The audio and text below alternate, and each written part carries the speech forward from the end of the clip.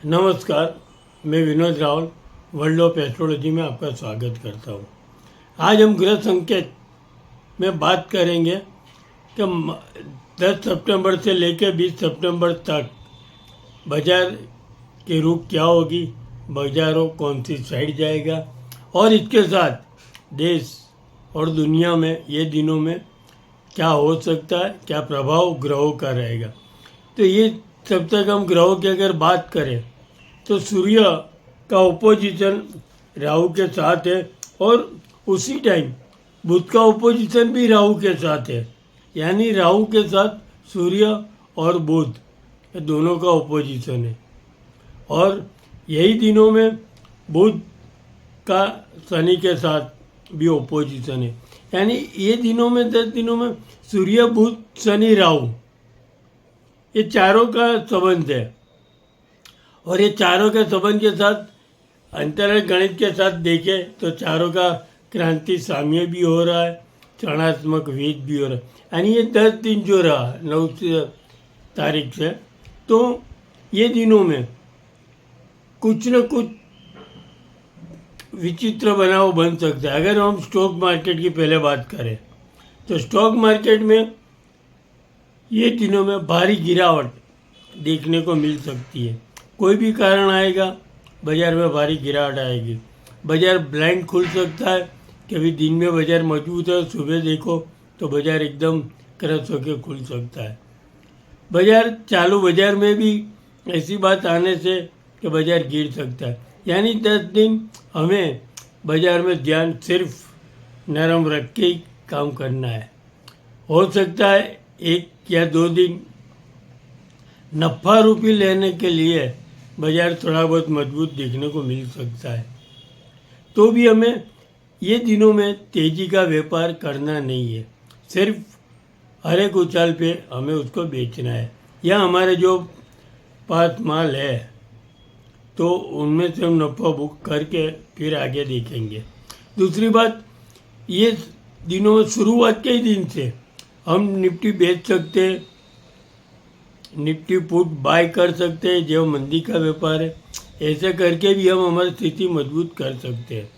ये दिनों में खास करके सीमेंट, स्टील, फार्मा, बैंक, ये सब सेक्टरों में, ऑटो सेक्टर, ये सब सेक्टरों में प्लस माइनस ज़्यादा हो सकता है, उसमें भी माइनस की साइड ही जाएगा। तो हमें ये दिनों सिर्फ मार्केट में ध्यान नरम रख के ही बात करने की है। देश दुनिया की बात करें तो जो चालू है अभी, फिर से बादलों फटना, बहुत बड़ा धरतीकंप आना, जमीन फटनी, समूह मृत्यु जिसको बोलते हैं, समूह मृत्यु जुगते, पूरा गांव में तकलीफ आ जाना। दूसरा, आतंकवादी त्रासवादी हमले बहुत बड़ा होना, कभी समूह मृत्यु ज़्यादा हो जा।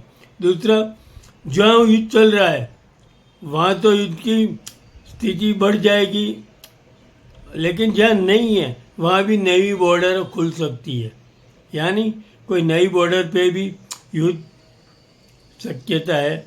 बहुत बड़े त्रासवादी हमले भी हो सकते हैं, यानी ये दिनों पूरी तरफ से देश दुनिया के लिए खतरा है। और बात करें, ये दिनों कोई राजकीय नेता या कोई बड़ी हस्ती पे जानलेवा हमला हो सकता है और उसका परिणाम शायद खराब भी आ सकता है। कोई देशों का राष्ट्रध्वज आधी काठी पे आ भी सकता है। ये पूरे देश दुनिया का है। मार्केट के बाद हमें और भी देखना है कि ये दिनों सोच समझ के टाइम निकालना है। दूसरा, गोल्ड सिल्वर इस दिनों में मजबूत रहेगा और एकदम मजबूत बाजार में कभी कभी सिल्वर में नफा रूपी बिकवाली आ सकती है, तो हमें ध्यान मजबूत रखना। एग्रीकल्चर हम बात करें, तेल, तेलीबिया, एरंडा, कपास, वो भी बाजार पाक का नुकसान होने के कारण बहुत मजबूत रहेगा। तो जिसके पास स्टॉक है एरंडा, कपास का, तो अभी उसको स्टॉक को रखना चाहिए, उसका कोई भी निकालना नहीं चाहिए। यानी ये सप्ताह देश दुनिया के लिए कुछ न कुछ टेंशन देने वाला है। हो सके वहाँ तक संभल के रहना है। आतंकवादी हमलों से भी हो सकते हैं, तो स्टॉक मार्केट में गिरावट भी देखने को मिल सकती है। Thank you. अगर आप लोगों ने मेरी चैनल को सब्सक्राइब नहीं किया है तो प्लीज़ मेरी सब्सक्राइब चैनल को कीजिए। कुछ न कुछ नया मैं देता रहूँगा।